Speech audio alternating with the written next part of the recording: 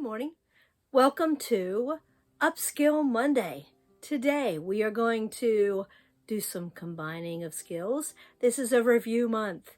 We are going to combine 3 skills that we have talked about already to bling up a block, and then we are going to look at some already made blocks or block, depending on which one I pull and how many things have been blinged on it. So, glad you're here. If you're new, welcome. If you're returning, thank you, and welcome. So, let's take a look at what I planned for us today. Well, I can't begrudge the nice spot of sunshine that is here on the mat, nice and warm. And I'm not going to fight it, I'm just going to enjoy it. So, I have some blocks, a few that I pulled that only have buttons on them. Let me pull those out. So I am going to add, so button is the first of the 3 techniques. So I am going to add more to where the button is. So I've picked ones that were, that's a snap actually, very plain, not very exciting. But lots of plain space around it.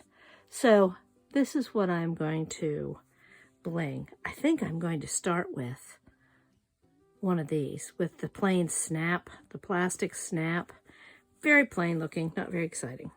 So before I do that, my vision is to add a row of, or not a row, but some seed beads around and then embroidery daisy petals around it to make a fantastic flower. I'm going to throw those out of the way. I'm going to talk about beads. I bought, these have, each one of these, it's like a little drawer set, and there are 4 of these in each. This one, I put the beads in on my own. When I process beads and put them away, I love little plastic bags because if I open this, and as I'm opening the clasps on it, if for some reason it goes everywhere, my beads don't end up rolling all over the floor. And so I like to process beads so they're in like little groups, and I can just pull baggies out and look and see what I've got. Now these ones are cute, and they would be great on a little flower. They're little ladybug beads. Maybe, not today, but maybe soon. So I like to process things in bags, and you're thinking, what? Bags? Yeah, here's one, and here's another. I bought these at Hobby Lobby years ago, and I don't know if I'll ever in my lifetime use them all up. There were 300 in the box of this size, and these are 1.5 by 2 maybe, and there were 300 in the box this size, and it cost me just a couple dollars for each one. And I've got plenty of both of those sides of bags. Now, what do I need to do? And this is where it will get messy. I bought 4 of these containers, had seed beads, and this one doesn't have too many. It's got a piece of wire in there that's going to go because I don't like to use that thin wire. But you see, whoever had these seed beads did not bag them up. So when I first opened this, they're in the crack, even though this hasn't been tilted too much. But this had the potential to go all over the place. So they're little beads. And these ones are kind of, what they do, pour syrup on these? Well, that was probably a good thing that they were sticking together. But they are cute, and they're a bigger seed bead. But these are tiny. And look, some of these pink ones have migrated over here. So that's never a good prospect. So when I do take these out, I will sort those little yellow ones out. And yes, it will be a painstaking process, but it will be so much better to have those beads in a little bag that I can handle. Now it looks like they kept these green ones in the container. Fantastic plan. So that is one of the things I will do. I will take care of off camera, is using up these beads. Now that is a nice purple, so it needs something that contrasts, like these yellow, and I think I will use some of those. Now there are ones that are worse than this, because this is a big empty space here. Let me show you. Because, oh my goodness, it's this one. This one, and there was another one too. Look at all those beads. And yeah, they could go, the potential for them to go everywhere, I don't even want to think about it. So anyway, I think that those yellow ones would be fantastic and bright. Those are the ones I'm going to use for right now. So let me pick some colors here. I'm going to use the yellow beads. I'm going to close that because I just don't trust me not to knock it off. And then I'm going to go to my box of discarded, and I'm still working, you know, I have lots bigger bags of this stuff, but I'm working on, oh, pink and yellow. Working on using some stuff up. A light pink with that bright yellow. That would work. I like that. Oh, there's more of that darker pink too. I'll have to see after I get the beads on there what I really want to do. So I need to grab a beading needle and get to it. Oh, that sunlight is marvelous. It's so good to see the sun after so many days of gray. I'm using a thread that matches the yellow beads because I want it to accentuate the bead. And I am going to, don't let threading that little eye intimidate you. Use a needle threader if you have to. But I am using a double thread. And I'm going to just come up from underneath and around. Maybe I should get out my marker, my pen, my Frixion pen, and I'm going to draw a small, well, it's not working yet. It takes in a moment for the white to work. I don't know what the deal is with that. Anyway, I'm going to fill in that area, that little circle, and then I'm going to make my petals. I'm going to draw a second circle. And hopefully this will come off. I did not test it. That's always a downfall, but it'll come off or I'll cover it up with stitches. That's the way I'm going to work this today. And I'm going to put a leaf here and a leaf here. Maybe in all four corners. A little bit of leafy goodness so that even though it's symmetrical, it'll look all right. So I'm going to come up as close to that snap as I can. I'm going to reach down in there with the needle. Just kind of fish around. Oh, there, one got on there. And I'm just going to sew it on.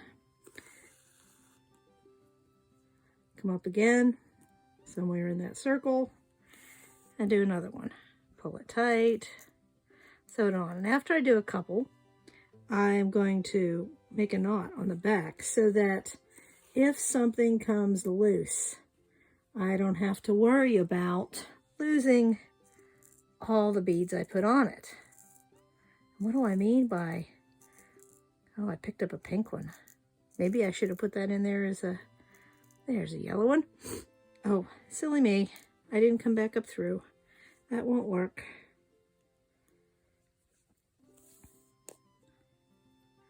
So I need another pink one, just root around in there. And you can use a little dish, you can use, there are containers they make for just this purpose. So what do I mean by tying off a knot? I'm going to make sure that thread isn't sticking up there. So I take it to the back. I'm not going to cut my thread. I'm just going to go under a couple threads.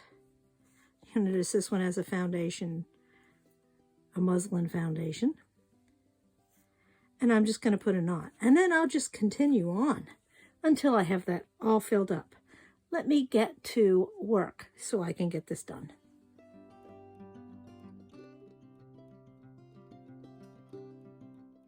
Started sorting and bagging, and by the time I was done, I had them all bagged up in this little box and sorted out. Now you've seen the one that I have put together. It has 3 things done to it. It has button, beads, and it has embroidery stitches. Now I did use a straight stitch around the outside of the beads after I did the Lazy Daisy, and I did a little bit of a feather stitch here in the corners. So I did 3 things, but the embroidery was more than that.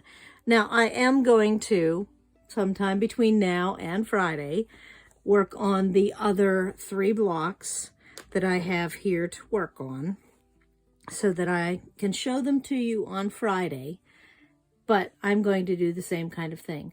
Let me go get the completed block that I promised to show you a little show and tell.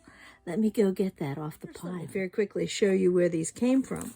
We used to do a Victorian sew and sand round robin, and I was in charge of, it was my Yahoo group. We are quilters, of course, and this one had 3 other people, and the one underneath had 4 people.